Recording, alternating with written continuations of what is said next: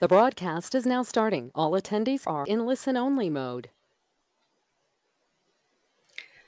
Hello and welcome. Thank you so much for joining us. I'm Caitlin Troughton from Toon Boom, and I'm joined by Adam Oliver, who is another expert in animation. Adam comes from Manchester, England, and has been working as a professional animator for more than 10 years and has a ton of experience creating content for preschool, children's television shows, among other types of projects. And he also taught animation for 3 years at the post-secondary level. And when he's able to carve out a bit more time, he offers online training courses with tutoring. So it's one-on-one for a more personalized learning experience through his own site, which is toonboomtrainer.com. So some of you may have seen that. It's definitely worth checking out. So we're really happy to have him with us today. And for those of you who are newish to Harmony, this is a great webinar for you because he's going to give you a few tips on how to get the most out of Harmony and step you through how it works a little bit differently from other software that you may have used in your careers, as well as show you some of the strength of using it and how you can save some time while you're creating animations that not only work in the moment that you're using them, but also can be reused over and over again in different contexts. In terms of asking questions, we welcome them wholeheartedly, and you can take some time, put them into our questions box, and we'll take the time at the end. Adam's going to present for around 45 minutes, so we should have a good 15 minutes to look at those questions, and Adam will get back to you, and it'll be interactive in that way. And if we do run out of time because there's a lot of questions, then you can send the questions to webinars@toonboom.com, and we will be sure to get back to you with answers. For the questions that are really related to what Adam does, I'll send them on to him, and he will also, give some insights to your questions. I should also let you know that we're going to be recording this webinar as usual. So it will be posted on toonboom.com/webinars in the near future. It may go up tomorrow or it may go up Monday. We have another webinar tomorrow, so we'll figure out when we're going to get this one up. So with that, I'm going to hand it over to you, Adam. Thank you very much. Hello, everyone, and welcome to the webinar. As has already been mentioned, my background is in 2D cutout animation specifically. I've done a little bit of hand-drawn work, which was pretty much a bit of a dream come true, all on paper. But now I'm firmly rooted in the digital world of working with programs like Harmony. And so therefore, just to go back to the point I was saying, what is basically cutout animation, and more specifically for this webinar, how do the principles of animation apply in this software compared to other software? Because that's one of the questions that I get asked a lot via my training course, and when I go into studios and universities and train people, it's basically the questions are all, hey, it looks quite complicated, it looks quite involved. They see all these buttons here and they get a little bit overwhelmed.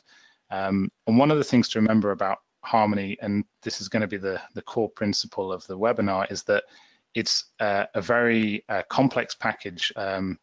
A very complete package, really, is probably a better term, because it can do so many things. It can do compositing, it can do effects, it can do traditional paperless animation, it can do cutout digital animation, and it can bridge gaps in between.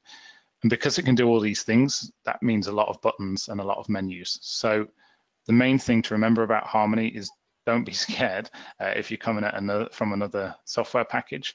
You've just got to break it down. And I'm going to show you some of the elements, and we're going to go through some of the breakdown to give you a little bit of reward so that you can quickly go in, get yourself a 21-day trial, start playing around with it, and play around with the cool features. Oh, Adam, could I just ask a quick question? Which software are you showing? Are you showing Harmony? So I'm going to be showing, that's a great question, well remembered. I'm going to be showing Harmony Premium, mainly because nearly all studios I know use Premium. The main difference between Premium and something like Essentials is you have this node view over here, and you have the full functionality of the Deformers. So I believe Tony Ross did a intro into creating a rig with essentials the other week. So that's a great webinar, which is now on YouTube to go and check out and have a look if you're interested in the differences. And there's a great comparison on the Toon Boom website between the different versions, so you can clearly see where the main differences lie. Great. And in terms of people who might have essentials, could you highlight the bits as we go along where some of this will be useful for them? Yeah, definitely. Well, I'll tell you what, it'd be easier for me to say when it's not, because nearly everything, all the core stuff that I'll cover, drawing and so on, is in essentials. I don't use essentials regularly at all, so there might be a few little bits here and there. But yeah, I'll definitely say, like, for example, the node view, this area is not going to appear for you in essentials. So if you want this functionality, and I highly recommend it because it is a super powerful feature in Harmony. It's something it does really, really well. This is something you want to, play around with in Premium. Great, thanks. That's perfect. Okay, cool. So like I said, so what is cutout animation? Because that's what I'm going to be talking about today. And cutout animation, when we talk about it in a traditional sense, used to be cutting out pieces of paper or items or moving things around, kind of a bit closer to stop motion. Nowadays, it is pretty much the bread and butter of the 2D animation world. It's what most TV shows use in terms of their production method, and it's a lot more sophisticated than it may sound. If you're coming from a program like Adobe Animate, you'll be used to using pieces, moving them around, selecting them all, and keyframing as you go along. Harmony uses the same principle, but allows things like you to add things like the node view and the stacking of the nodes, so the parenting over here, to move drawings around in groups in a hierarchy of like a skeletal structure. And it also allows you to put deformers on, and deformers allow you to manipulate a single drawing into a different shape without having to draw any more drawings. Hence why it's so popular for TV animation. And again, deformers for full functionality, you're going to want Premium for that. So I'm going to, like I said, with the webinar and the focus symbols to pegs, we're going to talk about the main transition. Again, anybody coming from Adobe Animate interested in Harmony, this is going to make a lot of sense to you. And we're going to look at basically how you would create some simple animation and you would go forward, and how basically the program is really functioning, what the core principles are for animating. So when we talk about cutout animation, we are really talking about a principle in Harmony that means you separate your drawing, which is these two are linked. So this is my node view. You'll often see me select things in the node view, and it'll also select it in the timeline. So these two things are linked, and that's something just to bear in mind. So the drawing is which holds all the drawings. It's a container for them, and then you have a peg which moves it around. So it's using traditional terms. It's like a peg bar that holds a piece of paper.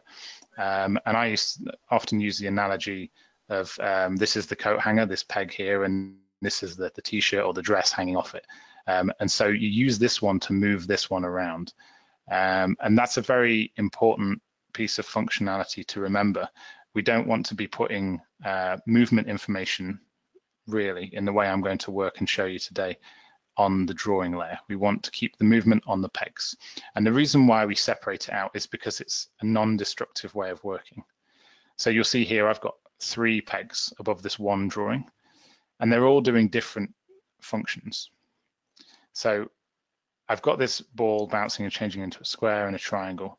Now I can hide these other pegs here, and it will just bounce on the spot. So to just deconstruct what's going on here, if you were to do this in a program like Adobe Animate, you would have a drawing, just like we have here, this gray bar here. In fact, to tell you what, let's change the color of it, just so it's easier to see. So you'll often see our color code things in Harmony. Is one of the features I really like about it, is that it can get quite complex when you've got a complex character, a lot of layers here in the timeline, so it makes sense to color things just so you can easily, very visually select what you're working on. So this ball, the orange bar, that is a drawing change there. And it's changing from circle to square. And then it's changing to triangle there.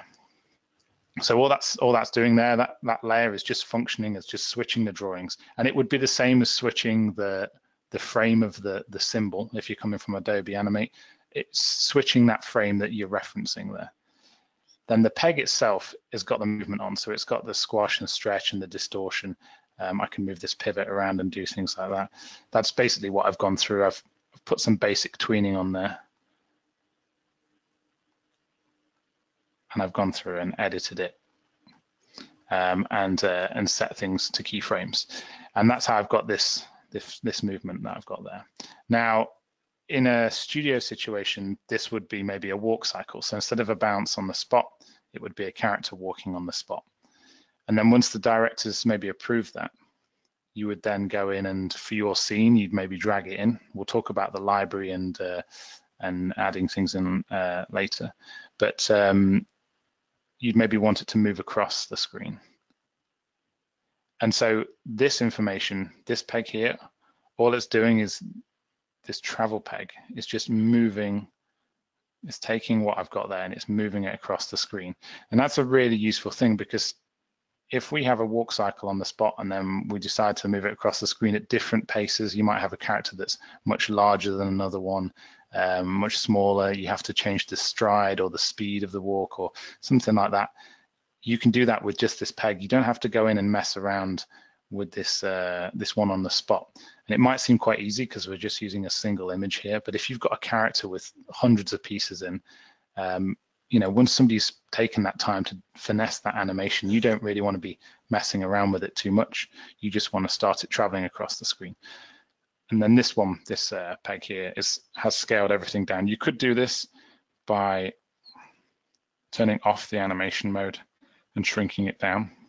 But this kind of works like a 3D functionality where when the animation mode is turned off, the little animation man, any movement you do isn't auto-keyed. It will just move everything.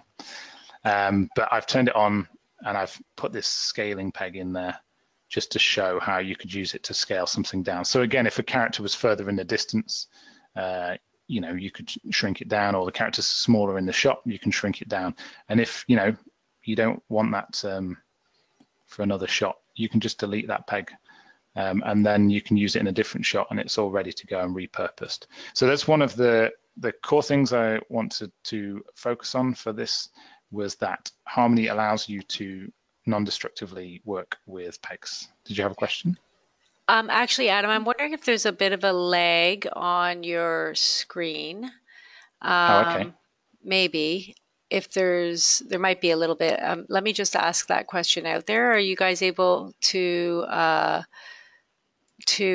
see the screen okay on your end? I'm playing the animation now, so let me know. Yes, it's a bit laggy. I can see the animation now a little bit. It seems a bit. Maybe I think you might have another. If you have the program in the background that you could turn off, it might pick it up a little bit. Yeah, let me stop that.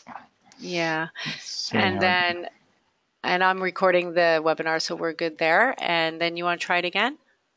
Yeah, let's see how that goes. Might work a little bit better. For some people, it's laggy, and for others, while we're doing that, I do have one other question that we could ask. Yeah, sure. We might as well do it right now since we're checking the system. Is there an equivalent to tween two keys in Toon Boom, i.e. converting a long motion tweens on twos all in one lump? You might be getting to that later, but maybe that relates to what you were just talking about. Yeah, so just to clarify, if you had a large movement and you wanted to convert everything to keyframes, to twos like I've got here, is that what they're asking? Let me just check that again. Sorry, I'm pretty sure myself. it is. Is there an equivalent to tween two keys? Tween two keys. Toon Boom. Yes, I that's right. imagine. You understood correctly. That's what she said. Okay, Yes. great. Okay, cool. Yeah, so there is. If you've got a large sequence of movement, so say on this frame here, I'm going to move this ball over there and set it to tween. So if I wanted this to be on twos, let me just see what frame we're on. Yeah, cool. So there's a button over here that allows you to just, this little kind of like, it looks like a little robot's head, I always think, with two little eyes on it. So it's just to the right of the easing parameters button. And when you press that, you can choose the you know, how many frames it will keyframe on. So it's set to 2 as standard. And you press OK, and I've set it there to be to 24, to 74, sorry. I've highlighted the span that I want it to tween at. It was originally going right to the end of the section, and you can obviously type that number in. So, and then if you have an odd number or something, it will give you that extra key. But it's very similar to Adobe Animate's new function, I think, that you can now right-click and set to 2s. Harmony just gives you a little bit more power and options in this menu here. How are we doing on the possible lag? I think it's looking a bit better. Maybe what we'll do is we'll check again in a minute to see if you want to keep going, and then I'll Cool. monitor. And so, All right. and your listener says sweet, so she likes your answer. Okay, right, it is sweet. Sweet. And there's plenty of nice sweet features in Harmony. That's one of the things as well you'll find with the program is it's quite fun to learn, because you'll start with something that's a relatively simple concept and you'll grow outwards, and then you'll kind of learn almost modular. And it's, you know, it's a nice way to learn, but you'll also find things that are useful in those sort of learning modules as you go along. So things that, oh, that's a cool time saver and so on. So we've talked a little bit about the node view here. Again, this is for full functionality of Harmony. You need premium. You don't have access to the node view. You can obviously do things similar to what you can do in the node view in the timeline, because you have this in Essentials, but it's just a little bit more, for me, it doesn't work as well with my brain. It's not quite as clear. It's very easy to see what's going on here. So just to go onto the topic again of symbols to pegs. So a symbol in Adobe Animate would be, it's a container for lots of images. And Harmony, for that container, it actually uses the drawing itself. And then when we're doing cutout animation, we use the peg to move that symbol around. So it's kind of like separating, in Adobe Animate, you would have your symbol on the timeline on a layer on its own, if you want the tweening to work correctly. And when you move it around, you would just see those keys appear on that layer. So those keys are technically appearing on this peg here, where it's called ball clean in my window. And this drawing would be the symbol, this blue box, rectangle, would be the symbols contained drawings. And in Harmony, these are contained within the library. So this, whatever I'm selecting, whatever drawing I select, this is the same drawing on the same layer, it will show me the drawing substitutions available, which are basically contained within a folder in the project file. And I can cycle through those. And they will just, as soon as I change to whichever one I want, it's like using the frame picker in Adobe Animate. You are choosing which one you want to appear there. One of the cool things about this is there's like zero lag. When you're changing frames, there's no lag. You just click on the new element, no lag. In fact, a good way to show you this would be on this scene. So like you use it for lip sync in most productions. This is my lip sync layer where it says mouth here. I'm just skipping ahead here just to show you. So these are all labeled up. So I can just scroll through everything I've got there and easily pick whichever one I want. And it's, if I want to get rid of this exposure, I can delete it, and again, I can press delete on the keypad. That doesn't actually delete the drawing. There's no accidental deleting going on here. That just removes the exposure. It's like exposing it. It's using the traditional term as though you're exposing something in front of the camera. but the drawing is still here in the folder. So one of the features of Harmony that's useful, especially if you're clumsy, is that it doesn't allow you to very easily delete drawings. They stay in the project folder. Just to show you that, can you see this this folder on my window here? Yeah, and also one other thing is one of the questions from one of our listeners is to just trigger something while you're talking so we know how much the lag is. Basically, what's happening is the cursor is jumping around a bit, but Oh, okay. yeah, so I Cool. All mean, right. Well, so if you click and let us know when you're clicking, we can tell you if it's working. okay, cool. It might just be me circling what I'm selecting. Okay, so you can see this folder on my screen because this is, I was just going to explain about the folder structure. So you won't just have a single file in Harmony. You have a folder, and it has the project file, and then it has elements, and for each layer, it has each drawing node, just like we can see here. You would have a folder, and in that folder you have a drawing for each level. So it's a good way of working because if your file corrupts this main file, you're still going to have elements that are retrievable. You're still going to have your images and so on. So that's basically about the library. It's useful for, you can save animation in it quite easily, save poses. We'll talk about that a little bit more in a second. But the basic way of, just a quick demo of animating, you do with the animation mode turned on, you can just move things around. You can click and select the peg.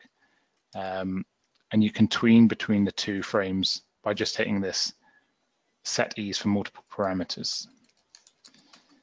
And this allows you to ease from one side to the other. So you can just click apply. There's no easing set on that, no tween. You can switch between stepped key and stop motion keyframe and set motion keyframe. They sound very similar, but basically one does the easing and one does the equivalent of blocking. And you've got the motion there. And then again, if you wanted to set this to 2s, you can just use this function. Let's select the span. And there we go, we're on 2s. And then you can move these frames around. And obviously, because it's relating to the drawings below on this layer, this orange layer, I can move these exposures around. So say it changes to the square there. I could choose it to change to the square on the largest spacing. And that, again, I'm not messing anything up here. The drawings are all safely stored in the folder, and the animation is just on the peg here. So it's a nice, clean way of working with the animation. So that's the basics of animating. That's the basics of putting things into Harmony. You've obviously got your drawing tools down here. I'm not going to go over that today, but feel free to play around with that. I'm just going to close this one down. In fact, I'll tell you what, we'll go into this demo here. So this rig is available via the Learn portal. It's in the lip sync section of the Cutout Animation modules, I think. And it's a simple rig that will get you used to using a rigged character setup. So you have this button here that will show the rigs, the deformers for everything that you've got selected. And this hides it. So these two buttons, this little gray single tram line and this little green circle with an X. It's sometimes the buttons up here, I don't really know how to describe them because they're unusual, but yeah, these two, you get to know them.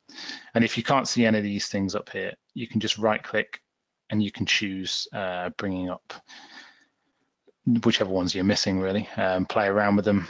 You can move them around, customize your views. So just to get into another one of the main differences with Harmony is the deformers. The deformers, like I said, allow you to manipulate a drawing, a single drawing, and create more shapes out of it. So I'm just going to turn the deformer on for this body.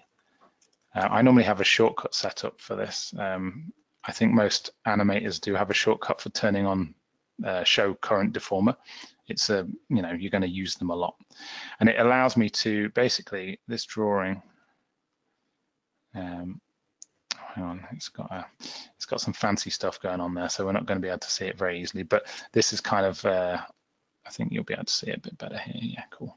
So there's a little shadow there that I'd clicked before, but this is basically the jumper, or the sweater, as you call it in North America. And this is just a single drawing. So normally to make this bend, especially something like Adobe Animate, I know there's bone tools and things, but they're not as robust as this. They're not as reliable, I find personally. And I know there's other ways of doing things, but generally you would be going in a traditional cutout animation process from a character's sort of shape being upright to maybe a few drawings of it, bent over. So you'd maybe be creating something like this. Now, to do that, I've just moved the handles around. I've not had to do any new drawings. In the library, it's still just one drawing, and it's just going to remember the keyframe. So if I move it back, in fact, let's go the other way. So there you go, it's created a keyframe. That little white keyframe there, I've set mine to yellow, by the way, so they're easier to see. Yours will be like a dark maroon red by default, and you can change all those colors in Edit, Preferences, General, and then you've got Edit Colors.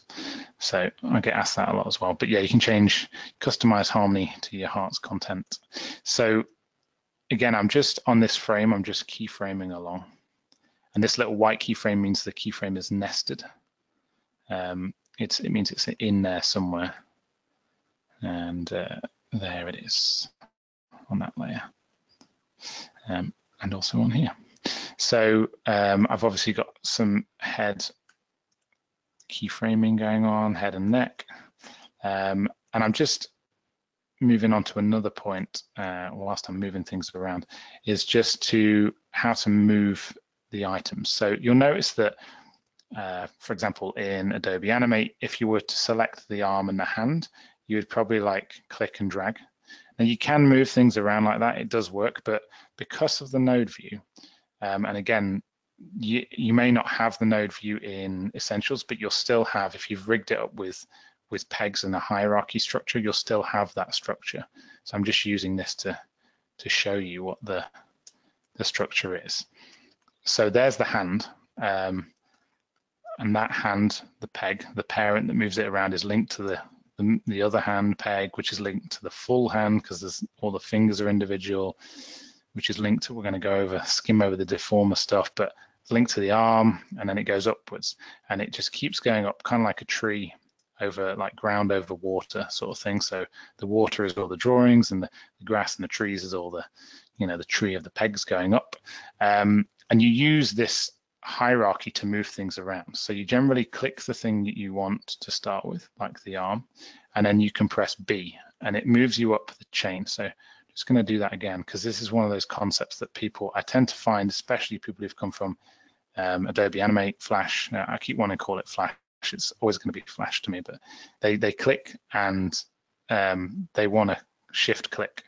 And you can do that, but you'll sometimes miss things. So the robust way of doing it is just press B. So you can see it moving up that chain. I'm pressing B, and the equivalent of Shift B, which moves down the chain. Same for the fingers here. How are we doing on the lag? Has anybody having issues, or can you see what's going on here? I'm checking. Let's see. Cool. I haven't heard any more comments since. Yeah, keep going. Yeah. Cool. Good. All right. So using the B, I call it the B chain. It's the hierarchy. So it's something that's really important to play with as an animator to get used to. Is pressing B to move up, and then you'll notice there's pivots. This little blue dot. It leaves a little ghosting. It tells me that it was there, and that's where it would be if I come off it and press B again. So you can temporarily move it to somewhere else if you wanted to. But these pivots, if they've been rigged nicely, like this has got a nice little setup going on with it, I can just move things around. So I'm moving the deformer. And you'll notice it's quite, you've got to be quite specific about where you click.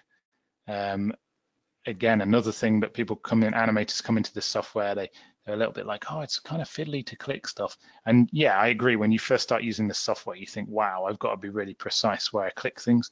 But it's actually disguised as a really powerful tool because, for example, if I select this arm and I want to move it, look at my cursor now. It's a little kind of like move tool. It changes when I go over the pivot. It gives a tiny little P, which tells me I'm moving the pivot. And if I go over here, over the corner of the bounding box, it gives me a scale tool. And if I go a little bit further out, it gives me a rotation tool. And if I go over here, it gives me a sort of a skew tool. So you think, wow, there's 3 different things going on there, all in the same area. But once you get used to it, it's super powerful because it means you don't have to switch tools, you don't have to hold any shortcuts. You can do it all just with your mouse clicking. So it allows me to very easily, if I was to skew things and resize, I literally can just do it by moving my mouse around like a few millimeters. So here we are with the deformer working on this arm. Again, I've just deformed this arm. It's got the hand as a child to the arm itself, to the actual deformer point in here. And I'm just pressing B there just to go up the selection chain. I've left this open so you can see how it was moving up the fingers to the hand. These are just pieces. These are just drawings here with pivots set. So I can go through there, you know, do some custom stuff. Again, you could go crazy with this. You could put deformers on all these fingers and things if you were a bit of a lunatic. But again, you got to bear that in mind, that if the more deformers you put on the rig, the heavier the rig gets and the lag you may get.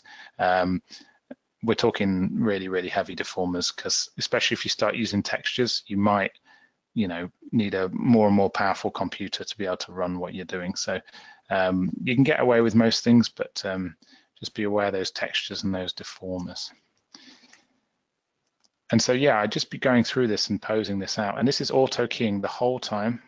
As long as I've set my initial key here, you can always double check by just pressing the plus keyframe button or F6 if you've got it set to the standard setup.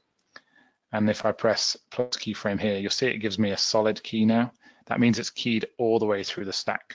So if I press 9 to open it up, so the shortcut 9 opens everything up, 0 collapses it all. That shows me that there's a keyframe on every element all the way through there. And that's useful for cutout animation because it's something that you would generally work with. You would work with a keys approval stage in a studio. It allows you to show your director what you're working with before you go too far down the line. And it also is a solid way of making sure that I know that if I move anything with this timeline collapsed, if I move this arm on this frame, it's not going to tween from frame 1 to frame 8. There's definitely a stop there. Because most people won't work with their timeline like super expanded like this, because it's just a little bit confusing, and it's not a great way to work. You won't always manage to hit your keyframes on the element you're working with. So working like this, nice and neat, nice clean keys in the blocking stage, the key stage. And so, yeah, it's the same principle as we did with the bouncing ball, changing into a square. You would go through this and you would start tweening. You would just hit your tween. Again, I forgot to change that to actual motion tween there. And obviously this is not going to like be my final timing, but I could go in there, finesse different elements. If I wanted to offset the timing of the arm, I just pressed O there as well. O jumps to the element, so you can visually select something using B and press O and jump to it. Sorry, O. And I could offset that, so that would, it's not going to look very pretty, but I can offset that and obviously subtly carry on moving that body and have that arm moving for longer. So you can work in that way that allows you to see everything you're working on at the same time and offset things. Again, going back to the webinar title, it's one of the main elements, the main differences for me between Harmony and something like Adobe Animate is that when you're working with symbols, you are going into a nested object which is acting on its own timeline, which is then synced up most of the time to the main timeline. This allows you, Harmony allows you to work with objects and work with them. The frames themselves can be selected so they can be out of sync, but because our animation information is on the pegs, we can work in a method where we get to see everything synced the whole time. So if you've ever animated in Adobe Animate and you're doing something like, I don't know, facial animation, and you're trying to do the turn of a face, you'll know how sometimes frustrating it is that if your ears have got lag on them and you have to keep going into and out of that symbol, into and out of that symbol to get it correct, or you break the symbol, bring the thing that's got secondary or overlap onto the outside, you've got to go through that process. Harmony allows you to just do it all in this stack, because you can neatly shut everything down and then you can open it up and jump to it when you need to. Okay, so Adam, yes. Quick question for you. Do you have your, someone's asking if you have your files being synced on the cloud, and if that's happening, if we paused it, I don't know if you're doing that, but it might help with the lag. No, I don't have any syncing going on, but it's a good shout, but there's no other connections on my computer. Yeah, a lot of people say they can see it okay, so I think it's just a few. I think it's good. Okay. All right then. Okay, yeah, sorry. I'll make sure whoever's, if they have any questions specifically about something that I'm going over and you think you've missed it, if you just drop the question in at the end, we'll try and get back to it. I'll try and answer it, and I'll make sure my mouse movements are nice and smooth, so hopefully everyone can see. Okay, so how are we doing for time? Okay, we need to push on a little bit. So I'm just going to talk about another main difference between going from the symbols method and animating into working with something like pegs is, for example, Zed Depth. Now this is the same shot that we were just looking at, and it's animated here. So this character is picking up a ball, and there's a couple of different methods and ways of doing this, but you'll see that there's a ball of yarn it's a drawing called yarn, and then it's got a peg above it. And then you've got the character group here, and this character group, if I press O with the node view, with my mouse over the node view, again, this is something that you won't get in Essentials, but you get in Premium. There's a ball of yarn in here. Some people don't like to work this way. They like to have it connected via the outside so you can see all props, but that's for another webinar, that one. So the cool thing about this is that this ball of yarn is technically, it's especially in here as well, it's in front of some elements. So the ways how elements are connected in Harmony into the composites, these are the things that gather them together. All your drawings, it gathers them together to display them to the camera, and something needs to be connected to a composite to kind of like go into the render engine or the write engine, unless you're working in some sort of like display all method.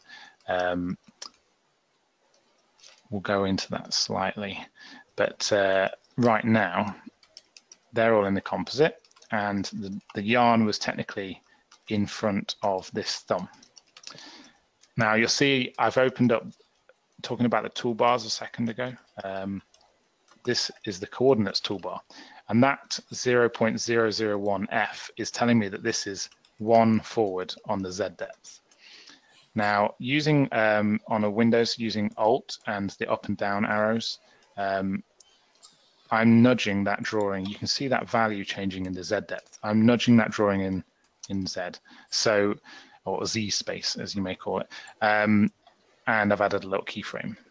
So that's one of the things that's great about Harmony and is a main selling point for me in terms of how's it going to affect my animation workflow, coming over from or whatever other software you're coming from, is that you don't need individual timelines to keyframe the position of something. So if something comes in front of something else, even a whole character, you can go up, as long as it's got a peg, like we have a peg here, I can keyframe this at any point in time to come forward and backwards. So you can see this Z value here as I'm doing this, pressing Alt, up and down, and moving it backwards and forwards in space.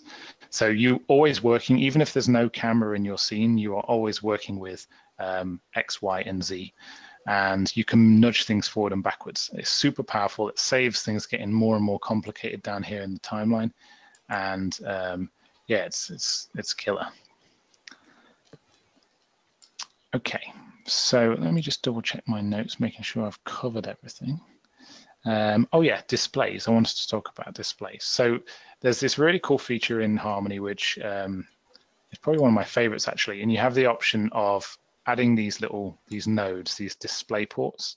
I'm not 100% certain whether or not this is available in Essentials. I'm pretty sure it's not, because it's a node function. They come in via the node library. So these are all your elements. These are everything in this panel I'm looking at here, this tab, are all things that you can add. Everything from effects, animated mats, which is a new feature in 15, cameras, color cards, which is just a colored background, to displays. And these displays are kind of like your traditional, in an old TV studio, where you'd have a big old CRT kind of monitor display showing the output of what you're looking at, whatever's being fed in. Well, here we have whatever's being fed in of the composite and the display itself. So you can almost think about that as the input feed from the camera going into the display. So you can have multiple displays per scene, and we've got them set up in here. So you'll see there's inside Ramsey, this character's rig. I'm just going to use this. There's a display here. It's white, so that's how I know it's a display, and it's been labeled Ramsey. And then if I go to the display itself, which I'm already on, it's showing the outside. So it's including this color card. And like I said, a color card is just an infinite background of color. So it's a good way of working, something easy to put your character against. So I can choose to see just Ramsey, just, well, whatever's coming out of this display port, possibly the whole scene. And that's really, really useful. If you've got loads of characters in the shot and you need to see just one on its own, or maybe two, you can pop these displays in, create a composite for them, and that's going to allow you to see exactly what you want and have control over it. These composites as well allow you to put in, you can search this, it's really, really nice and quick way to work. You can put in write nodes. This is something for animators, but mainly studios as well, to pay attention to, is that you can have a write node, so something that exports, it's giving information to the computer to export from this point. You can have these from any composite, so any group of items that you choose, you can say, render me out. And you've got the options of drawings, movies, one, the other, or both. You can choose to enable over different resolutions. So the power and the control you get over that is insane. You can have an arm in the foreground that you choose to render out those elements as PNGs, and then you can bring them in, and that will allow you, even if you're not using Harmony for compositing, it allows you to export all your elements, and more importantly, update those elements if there's a fix or a network note, something from the studio, or even, even worse, the network in 4 weeks' time give you something they want changing. You can do that without having to go in, hide things, guide things, re-render it out. And it's a really, really quick way of working. So kind of unsung hero of Harmony for me is this little write node and the display. Those things are power features. And that is kind of leading me up to the end of my demo time before we get into questions. So yeah, Zed Depth library, timeline, being able to jump to things using O, 0, and 9 to collapse and open. The structure of the node view, again, this is mainly only, well, this is only available in premium, but obviously you have a function kind of like structure method which you can use by via pegs and the timeline, which you can do in Essentials. The ability as well, I'm not going to go into it, but the ability to still draw into this package and use it like a hand-drawn package. There is still an X sheet or a dope sheet, if you want to call it exposure sheet, and you can still use those functions in here. I think it's kind of a traditional drawing package, really. The ability to use bitmaps and vectors when you create a new drawing. You have the option of the 4 art layers per drawing layer, and then you can have maybe your color art as bitmap, so you can paint kind of like, raster, kind of a bit like Photoshop. Use your line art as vector. There's that functionality. You can import 3D objects. There's loads of stuff you can do with it, and that's why it looks confusing, and I hope I mystified things slightly. Yeah, that's about it. Adam, you talked a little bit about the deformers, and did you show all the different deformers that we have? I had to. Yeah, sure. Yeah. Like, did you show the? I know you showed it a bit, but I just wondered if you felt that we covered it all there. Okay, so just to show you the different deformers. So this one here is the curve deformer. This is basically puts a line through an object and allows you to curve it. In fact, to tell you what we'll do, just to make it nice and clear, let's put in a new drawing and a peg and a rectangle. So there's an awful color. There we go.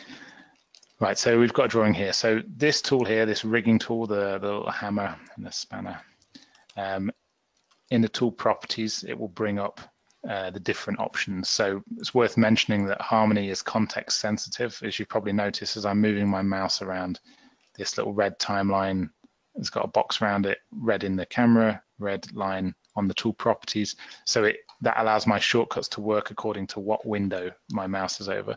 Same with the functions. So if I click the brush, pencil, text, you can see this tool property is changing each time.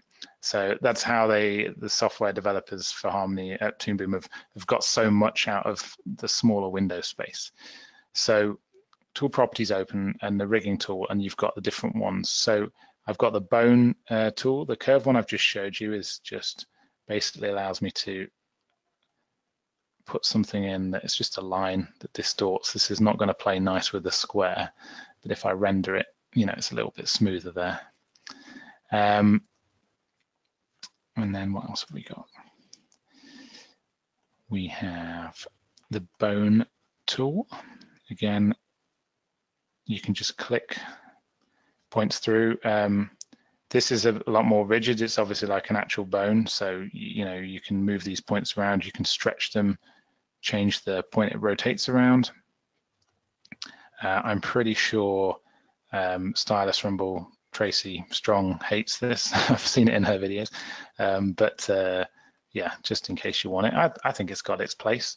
But when you get into the stuff, a lot of people use the fancy stuff like curve deformers and envelope deformers, and these ones are special because they allow you to, they look very much like the same as a curve deformer, but when you hold down Alt or move over the starting point, you have the option to connect it all up, and they're also special because you can, oops, I'm doing the wrong thing, I'm holding down Alt and it allows me to move one handle at a time.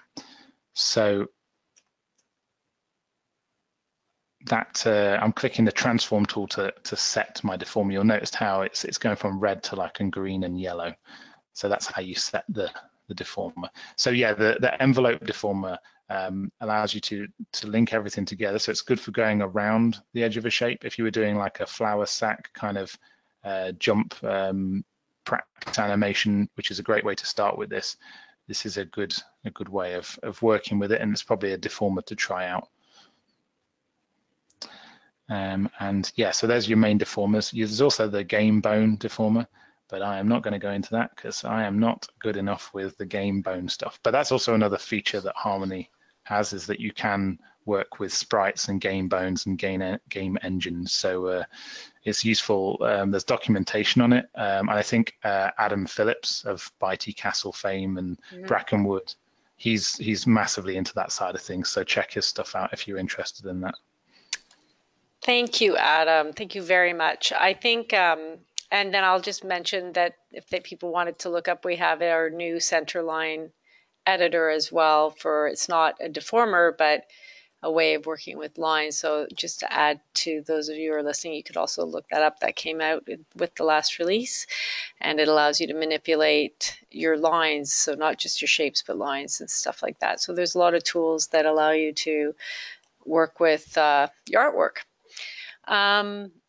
So that was great, and we answered some of the questions while we were doing it, and there is another question here that I'd like to pass on from one of our listeners, which is, in Toon Boom, you have several animation system bones versus Deformer. As a beginner, which would you suggest using first? And second,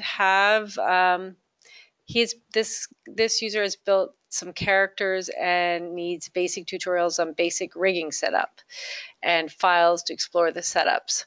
So I think for the second part, I could say we have our learn.toonboom.com site. And if you go there and you search in the search bar on rigging, there are some basic tutorials for free that are video and written tutorials to give you an idea of doing rigging.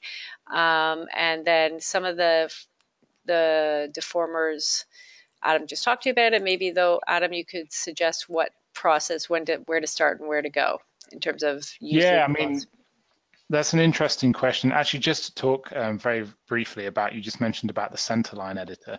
I just thought I'd touch on that. It's worth exploring playing with that when you get the software, because basically a brush gives you strokes around the out of the stroke, it's around the edge of the outside of the stroke itself, and the pencil gives you one in the center. So what the centerline editor has done is it's given you the functionality to move the center point of this brush stroke rather than having to move the points on the outside. So that's the main functionality. It's just making the brush. They've also, Toon Boom have improved the vector textures engine there, so it's got more powerful for more realistic textures, but whilst keeping that vector functionality. So definitely play around with that. In terms of the which deformers to use, that is a very difficult question. It changes between each rig you work on. I would say, as a rule of thumb, always go simple as possible. So don't add deformers if you can do it with simple drawing changes. If you can draw it yourself, then great. If you do need a deformer, you know, what's the main functionality of the item, you know, the object, the part of the structure of the body that you need, and don't overcomplicate things, because you will see that sometimes people will use the software and try to use every bell and whistle going on it, and it's not always needed. Studios spend a lot of time trying to find that sweet spot between minimalism and simplicity, and then technological kind of complexity and competence. So you need to find that middle ground.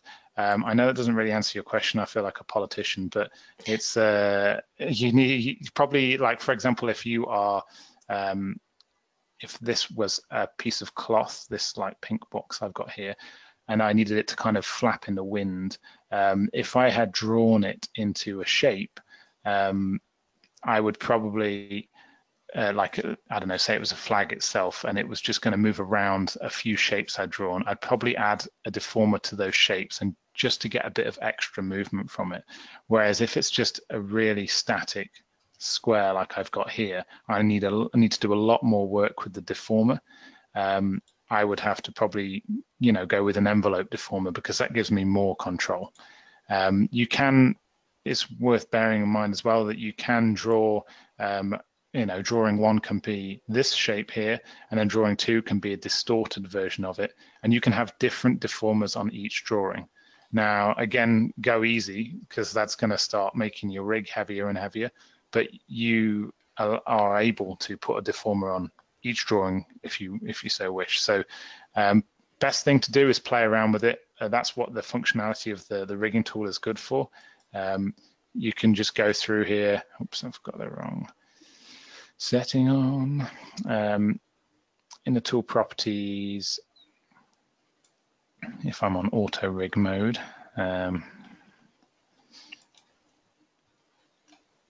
so I've just quickly created that, and I've pressed the transform tool to come out, and I'm testing what it's obviously going to move every drawing here. So say I was getting this pinch point and I'm like, oh, I'm not quite happy about that.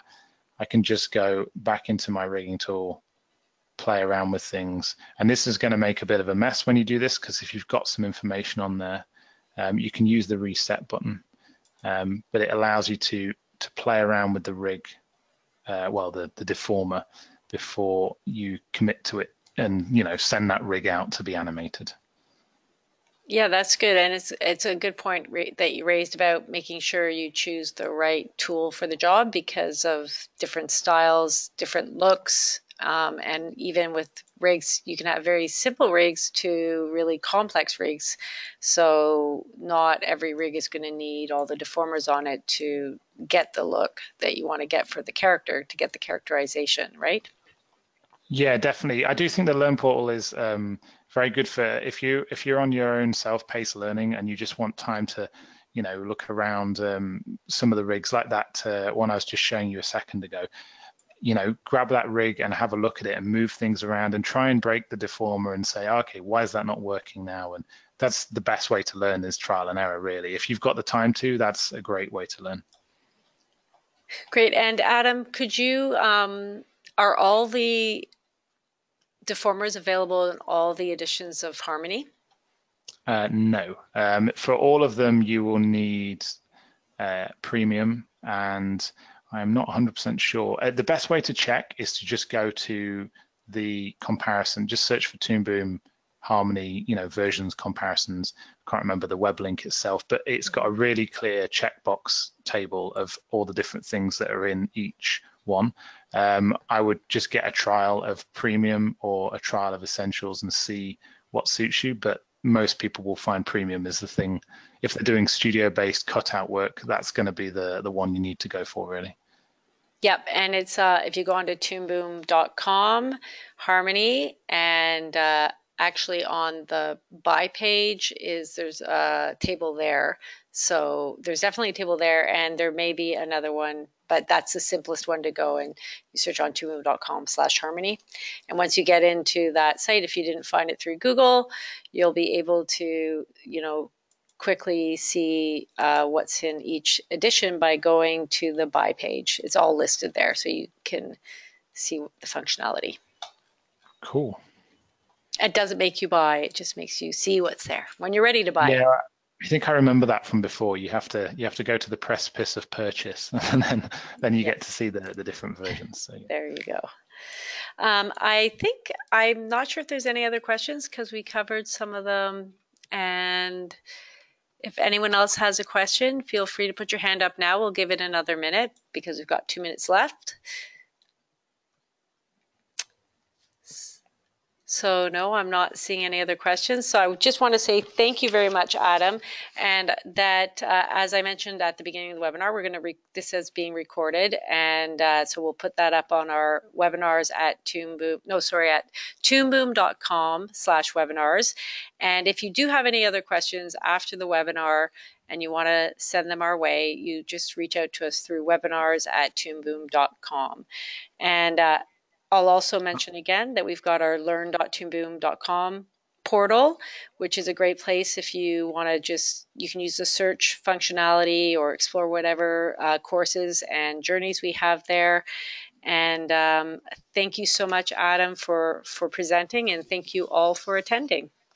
Yeah, thanks very much. And like I just said, you can find me, you mentioned my training website, you can find me on my personal website as well, adamoliver.com, if anybody wants to get in touch afterwards, has any questions, or they can come through you, whichever way suits. Oh, that works too, yeah. So you've got contact for Toon Boom and contact for Adam.